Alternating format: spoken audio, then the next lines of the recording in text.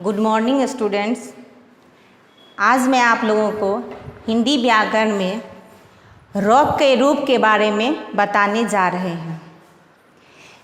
वर्णमाला का यह व्यंजन र जो है अनेक रूपों में प्रयोग किया जाता है, यानी कि र जो है स्वतंत्र रूप में भी प्रयोग किया जाता है और कई रूपों में भी प्रयोग किया जाता है। आज मैं उसके बारे में आप लोगों को बताने जा रही हूँ। केवल हिंदी वर्णमाला में केवल यही एक ऐसा वर्ण है जिसके ऊपर ह्रस्व उ दीर्घ उ की मात्रा पीठ पर लगती है। हिंदी वर्णमाला में यही एक ऐसा वर्ण है जिस पर ह्रस्व उ दीर्घ उ की मात्रा पीठ पर लगती है। अब जानते हैं कि र को कितने रूप हमारे शब्दों में अपनी जगह बनाता है। पहला है कि र स्वतंत्र रूप में प्रयोग किया जाता है, जैसे रथ, पर, नहर आदि। यहाँ पे र जो है स्वतंत्र रूप में प्रयोग किया गया है। यहाँ पे र, यहाँ पे, यहाँ आदि। इसी तरह से शब्द होते हैं जहाँ पे र का प्रयोग स्वतंत्र रूप से किया जाता है। अब दूसरा पॉइंट है ह्रस्व उ और दीर्घ उ। अब ह्रस्व उ और ये दीर्घ उ अब कैसे र में प्रयोग होते हैं, यानी कि ह्रस्व व दीर्घ उ की मात्रा।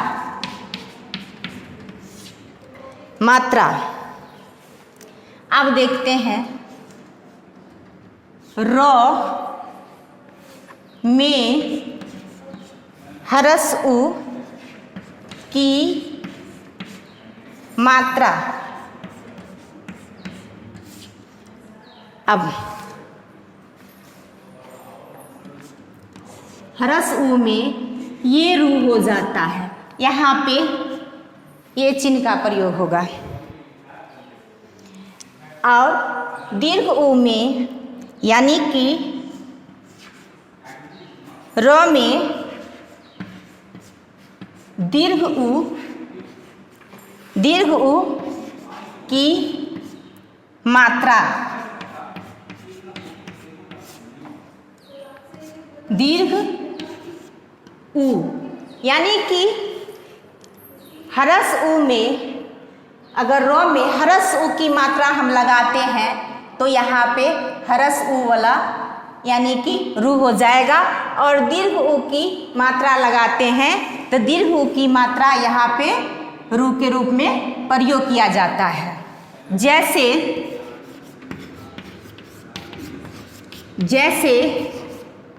रुपया, ये हो गया यहाँ पे ह्रस्व उ की मात्रा किसके साथ प्रयोग किया गया है? र के साथ। वर्णमाला के हिंदी जो वर्णमाला के र जो है व्यंजन, उसके साथ ह्रस्व उ की मात्रा का हम यहाँ पर प्रयोग किए हैं। अब हो गया दीर्घ उ के बारे में। अब दीर्घ उ के हम लिखते हैं रुपया।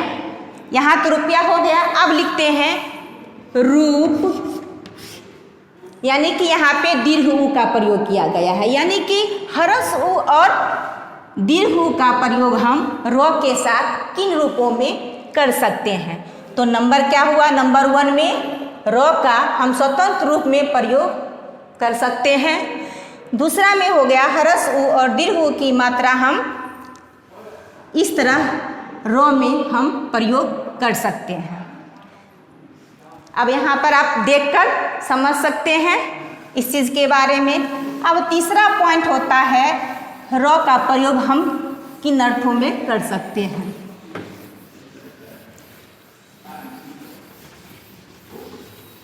यानी कि र जो है वर्णमाला का यह ऐसा व्यंजन रूप है जिसकी अनेक रूपों में हम प्रयोग कर सकते हैं। अब तीसरा हो जाता है रेफ। तीसरा हो जाता है रेफ, यानी कि हम रेफ का प्रयोग किस रूप में करते हैं? रेफ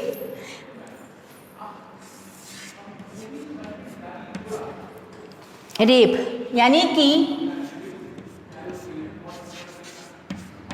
र का यह रूप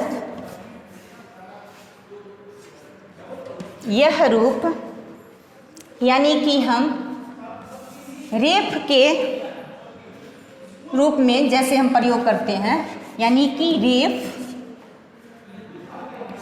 यानी कि र यानी कि हलंत लगा के, यानी कि इसको हम उच्चारण नहीं कर सकते क्योंकि ये हलंत लग जाता है। रेफ कहलाता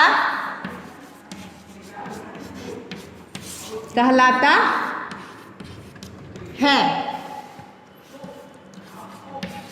रेफ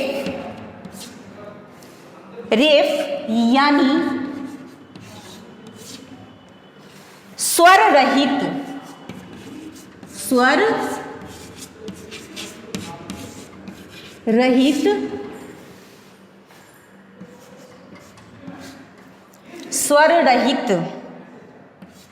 आप देख सकते हैं कि हम र का उच्चारण तभी कर सकते हैं जब यह स्वर के साथ होता है। और र क्या है? एक व्यंजन है, हिंदी वर्णमाला का एक व्यंजन है। अब र का जो प्रयोग है किन किन अर्थों में, किन किन रूपों में हम कर सकते हैं, वो यहाँ पे हम समझाने का प्रयास कर रहे हैं। तो हम अगर हलंत लगा देते हैं र में तो ये क्या हो जाता है? स्वर रहित, यानी कि अब इसके साथ स्वर नहीं है। अब यह पूर्ण रूपेण व्यंजन नहीं कहलाएगा, ये व्यंजन तभी कहलाएगा जब इसके साथ स्वर होता है। अब देखिए इसका काम, अगर हम मान लेते हैं कि अगर हम ऐसे लिखते हैं कर्म,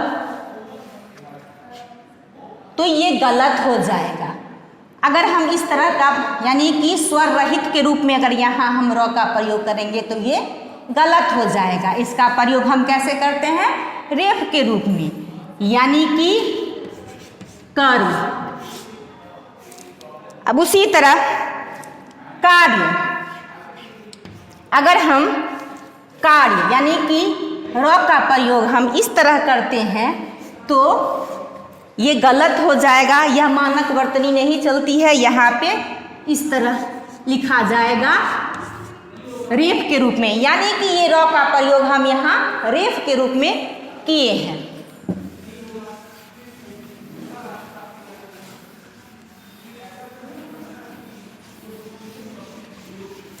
अब चौथा नंबर हो गया आपका कि पदेन। हिंदी वर्णमाला में पदेन का क्या काम है? तो पदेन इसको हम बोलते हैं, यानी कि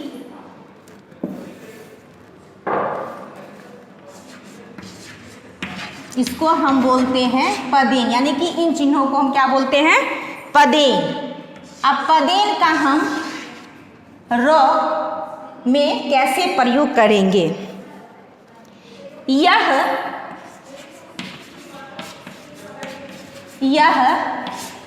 स्वर सहित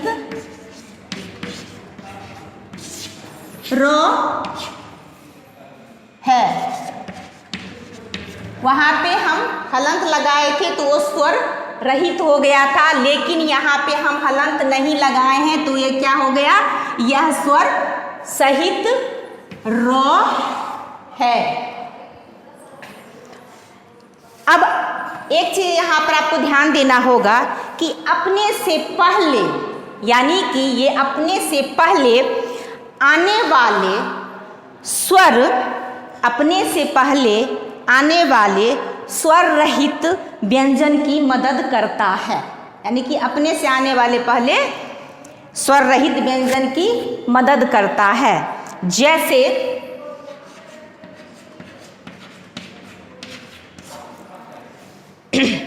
जैसे कि देखिए, अगर हम लिखते हैं पदेन का प्रयोग यानी कि क्रम, तो ये यहाँ पे गलत हो जाएगा। ऐसे अगर इस तरह हम लिखते हैं तो ये गलत हो जाएगा। अब यह पदेन के रूप में इसको हम लिखते हैं क्रम, यानी कि ये चिन्ह का प्रयोग हम क और र संयुक्त कहते हैं क्र, यानी कि हम र का प्रयोग हम यहाँ पर संयुक्त रूप में पदेन का किए हैं, यानी कि क र संयुक्त क्र और म क्रम। अगर इस तरह हम लिखेंगे तो ये गलत हो जाएगा और ये सही हो जाएगा। उसी तरह देखिए प्राण, अगर हम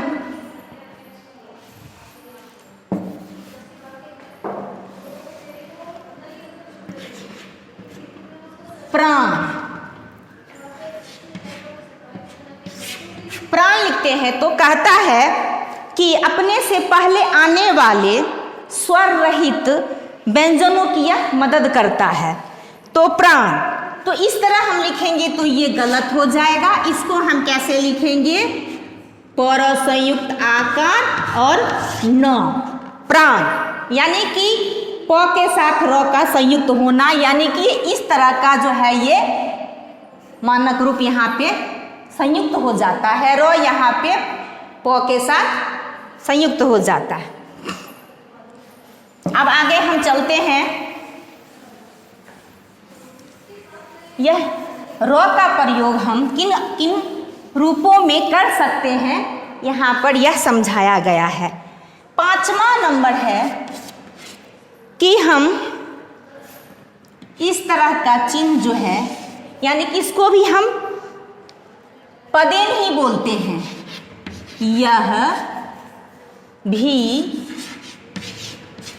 यह भी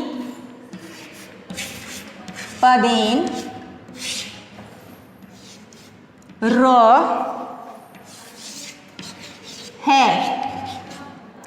है, यानी कि यह गोल वर्णों, यानी कि यह हिंदी वर्णमाला में गोल वर्णों यानी कि ट, ड आदि के नीचे लगाया जाता है। जैसे कि हम अगर ऐसे लिखते हैं राष्ट्र, तो ये गलत हो जाएगा। इसका हम प्रयोग कैसे करेंगे? राष्ट्र, यानी कि इस पदेन चिन्ह का प्रयोग हम ट के नीचे में र के रूप में किए हैं राष्ट्र, यानी कि ट के बाद र का उच्चारण होता है, इसीलिए ट र संयुक्त यहाँ पे हो जाता है राष्ट्र। उसके बाद लिखते हैं ड्रामा। अब देखिए ड्रामा, ये रूप लिखने का गलत हो जाएगा। अब इसको हम र के रूप में कैसे लिख सकते हैं?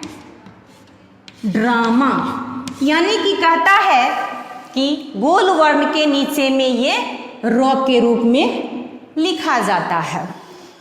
इसी तरह आज हम र का प्रयोग किन किन रूपों में हम करते हैं, आज हमने यह सीखा। अगले एपिसोड में मैं दूसरा रूप लेके आऊँगी, दूसरा कुछ जो है ऐसा मैं समझाऊंगी ताकि आप लोग को दिक्कत नहीं होगा। मेरे वीडियो को फॉलो करते रहिए, घर पे रहिए, सुरक्षित रहिए। आगे मैं फिर नेक्स्ट वीडियो में आप लोग को समझाऊंगी, बताऊंगी। आप लोग का बहुत बहुत धन्यवाद।